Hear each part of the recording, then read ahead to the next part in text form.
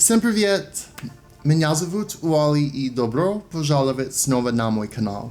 So first things first, I would like to helpfully remind everybody that I now have a Patreon where you can enjoy early access to videos. At the Mastapanova tier and above, you will get exclusive monthly videos regarding the Olympics. The first one recapping the 1992 floor final is already up, and I had a lot of fun trying to make sense of that clusterf. So yeah, good times. You can also buy me a coffee if you're so inclined. I do love my Dunkin' and I get so thirsty. Just anything you would like to do to help the channel, I would greatly appreciate it. Thank you so much. Today I'm feeling particularly masochistic as we are getting back into the 1991 World Championships in Indianapolis and taking a look at the balance beam final. A few months ago, we went over the cruel and unusual punishment dealt to Oksana Alexandrovna Chusovitna in the vault final, which I will link to up here if you would like to check that out. That final was a lot. So I did my call to action and my introduction, so let's just get into it. First step is Tatiana Gutsu, already robbed once by her 5th place finish in the all-around. I can't wait to get into that in a future video. This is the mother of all beam routines. She does a layout step out mount, colloquially named for Natalia Yurchenko, the first to perform it. She then moves on to a standing back with a full, or Shishava, named after Yurchenko's clubmate, Albina Shisheva, not a waiver. Her series is a back handspring step out into 2 layout step outs, faultlessly done. Her dismount series is my favorite part of the routine. 3 back handsprings down the length of the beam into a full in, and she rocks the landing. Sorry, that was my Tim Daggett cosplay. Now this was a great routine, but there was one trouble area in particular. On her required gym acro series, well, she actually does an acro plus gym plus acro series of tick-tock and a split jump into Rafalova. She lands offline and has to make an adjustment. Gutsu has a good presence on beam, but her form is not the most immaculate. Her legs could be more extended and her feet could be more pointed. Her front leg is low on her switch sleep, but it's a killer of a routine with an embarrassment of riches when it comes to difficulty. Going first step was likely to her detriment, but I would still have this at 9.95, which is also what the judges award her. Sadly, I am unable to find individual scores for this event, which always makes things much more interesting. It would have especially been illuminating for some of the routines to follow. The Soviets got a bum draw as up second is Svetlana Boginskaya, resplendent in a green and purple Leo with black on the sleeves and back. If you remember, a poor landing on her second vault left her out of medal contention there. And we're not even going to get into the great travesty and injustice she had to endure during the all-around competition. At least not yet. She mounts with a punch front immediate double stag jump, which, love. She moves into her series of back handspring step out to 2 layout step outs, the same one we just saw from Gutsu. She has better extension and toe point, but the amplitude is a bit lacking. She does a beautiful split leap to Sassone for her required gymnastics series. Again, gorgeous form and extension. The knees and toes are beautiful. She then moves into an interesting sequence of a kick into a split leap, and then a variation on a tick-tock, finishing with her working down on the beam, which is also a special requirement. She ends this with what I've cringely coined the goddess pose. She does an impeccable gainer layout step out, another split leap that is much more impressive than the first one, and finishes with a round off tuck double back, stuck perfectly with her trademark landing position of 1 foot slightly in front of the other. Judging wise, watching Gutsu and Boginskaya back to back is very puzzling. Both had good rhythm with no excessive pausing. Gutsu had approximately twice the difficulty, but certainly lacked the elegance and refinement of Boginskaya. For me, the deal breaker really is the break on Gutsu's Rolfova. Had she hit that, as she did in optionals when she scored a huge 9.987, I would absolutely have her in first place. Unfortunately, that did not happen here though.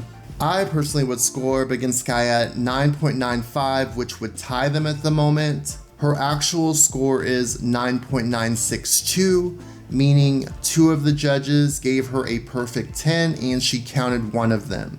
This puts her ahead of Gutsu in the official standings, and I mean, I get it, but I'm not especially excited about it. Next is Betty Okino, half Romanian, half Ugandan, full perfection. As Kim Zmeskal infamously wrote, if you know her, it's you who receives the gift. Truer words never spoken or written. Betty seems like a gorgeous human being, but we're not here to talk about her humanity, we're here to talk about her gymnastics. Betty qualified 6th into the beam final, but that is thrown out the window due to the new life rule that was first introduced 2 years prior to this in the 1989 Code of Points. She opens with a beautiful press to handstand, showing her incredible flexibility by swiveling her legs, and she does a walkover out of it. She goes into an immediate Sassone, which lacks amplitude and does not achieve a full split, but her presentation is sublime. Her poses are so crisp and sharp. Her series is almost compulsory at this point. Back handspring to 2 layout step outs. A little untidy in her knees throughout, but good height and very well landed. Her gymnastics series again lacks amplitude, and her switch leap is again shy of 180, which you never like to see. But she does have good posture, as Mitch Finner points out. She then moves into her incredibly exciting eponymous skill, a triple turn. She does have to raise her left leg off the beam to save it, but it's nothing disastrous. And I think it goes without saying how difficult that element is. She then further showcases her immense strength and control, performing a handstand, finishing in a planche. Stunning. All that's left is her dismount, 2 back handsprings to a tuck double back with a small hop. There is so much to like about Betty's exercise. Gorgeous command and control of the equipment, but of course there were the detrimental issues that I went over as well. Weighing everything together, I think I would have this at a 9.9. The judges agree, and that is indeed her score, 9.90, putting her into 3rd place. American Shannon Miller is up next. Shannon qualified for all of the individual events and so far had finished 6th in the all-around and on vault, and won a share of the silver medal on bars. She also begins with a press to handstand, moving into a hold, and moves right into a back extension roll, back handspring, back layout step out, followed by a Sassone. A very unique and original opening. She does a nice front aerial, and then moves into another original acrobatic series consisting of 4 elements. Back handspring, layout step out, into another back handspring. Also very well performed. She is wearing a shiny red Leo with stars, which j'adore. She then moves into a switch leap, immediate back dive with a quarter turn to handstand. She's a little bit over on it, but makes a great save and holds it perfectly. Other than Gutsu, she is the only gymnast to perform a full in dismount. Hers is out of a round off, but she pulls her legs too hard and has to take a significant stumble back. A real shame because I think the rest of that routine was world caliber. But due to the dismount issues, I would have this at a 9.85. Her final score is 9.862. Henrietta Onodi has made the world beam final for the 2nd time in a row. Nice handspring mount. She has a balance break on her full turn, which is not a good start. She then butchers her flight series, only performing 2 back handsprings. I'm pretty sure she was looking to do a Mastepanova as the second element. Her switch leap is improved, but she misses the connection into the gainer layout step out, which she also stumbles out of. Monica was perhaps on an extended bathroom break and MIA during the first 4 gymnasts. I don't know, maybe she got the runs, but she has appeared out of the ether to join us just in time for Henrietta's routine. Really having problems getting herself together. Onodi does a nice back extension roll into a walkover, but she really appears to be lacking in confidence and questioning every skill. The self-belief is non-existent, and it makes for a very harrowing viewing experience. She does a nice little planche, and then sets up for her dismount, round off triple twist, but she's short of rotation and has to take a significant hop back. And physically, there's not a great deal lacking. It's more in her mental approach and self-belief. Onodi's score is 9.787. I guess that seems about right given the abysmal scoring standards and limitations of the time. This puts her into 5th for the moment. Up next is the questionable and controversial vault champion, Lavinia Milosovici from Romania. Her mount would be named for her at these Worlds if I recall correctly. A round off, back tuck, open salto swing down to the balance beam, also known as a chin. And like Chen Sei-Ting's skill, this mount has been unceremoniously and unfairly banished from the code of points.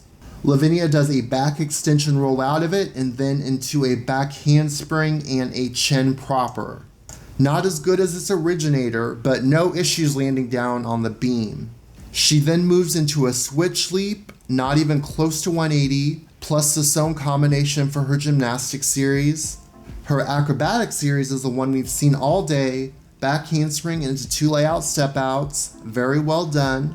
She does her full turn in a low arabesque, but has a bit of a bobble on it.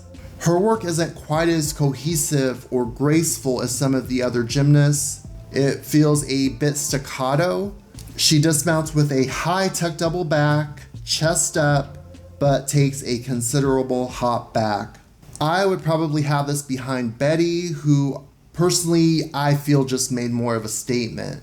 I mean, just that triple turn alone was harder than anything in Milo's exercise. But they were pretty equal, I'd say, so it's not surprising that the judges also score her a 9.9, tying her with Okino with 2 gymnasts left to go. Cristina Bontas is next, and it's a catastrophe right from the start as she falls on her back handspring mount. I think she definitely got ahead of herself, as she likely planned on connecting it to her back handspring layout step out, which she does beautifully. I really like Bontas's poise and comportment on beam, but she has another slight misjudgment on the landing of her gym acro series. She fares better on her second acrobatic series, and I love how she moves down to the beam after it. The leg position in her gymnastics series is also a little bit different and unique, although it is definitely lacking a bit when it comes to extension.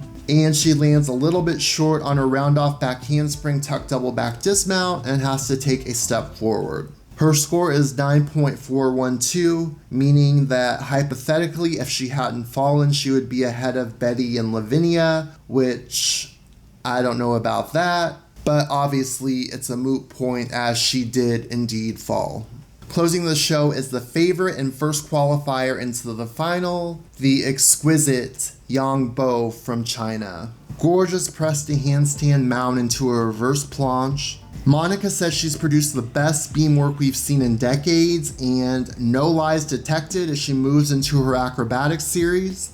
1 arm back handspring into 2 layout step outs. Such an original variation that puts her even further ahead of the pack. Trademark front aerial, immediate scale into a forward walkover.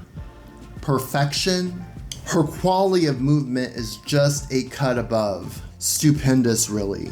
Immaculate toe point as she moves into her switch leap, immediate, eponymous jump. Just a little loss of balance, but the amplitude of those skills was extraordinary. Back handspring layout step out, dead on. She then moves into a Rulfova, also gorgeous. She shows incredible flexibility after it, bending her torso over her head to touch the beam with her foot.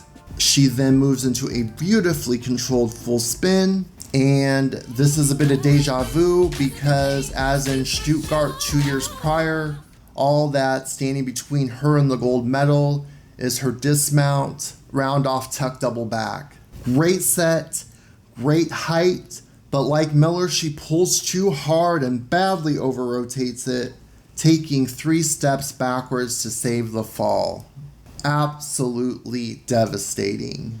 Monica says that she had been dealing with a leg injury, but I think it was less the injury and more the nerves that got to her. She was up 7th at 89 Worlds and up last here, and I think those lineup positions are just not conducive to success for a nervous competitor like Yang Bo. Quel dommage. I just want to melt into a million little pieces because it is so unfair. It's soul crushing to see someone who is so extremely talented, yet her inner saboteur gets her every single time. I am gutted, crushed, and crumpled. Yang scores 9.887, which obviously is not good enough for a medal. Boginskaya wins gold, Gutsu silver, and Milosovici and Okino tie for bronze. I would have had Gutsu and Boginskaya tied for first with Betty Okino third. I will say the judging of this final was not nearly as suspect as the vault final here, and certainly not as troubling as the all-around final, which I hope to cover in the very near future. Also, I am dying to hear your thoughts. Should Gutsu's difficulty have won the day, or were the 2 judges right in giving Boginskaya a 10 and rewarding her refinement and eleganza? Please sound off in the comments down below. Please hit that thumbs up if you liked the video, and I will see all of you guys in my next one. Take care. Da Skorova. Bye, loves.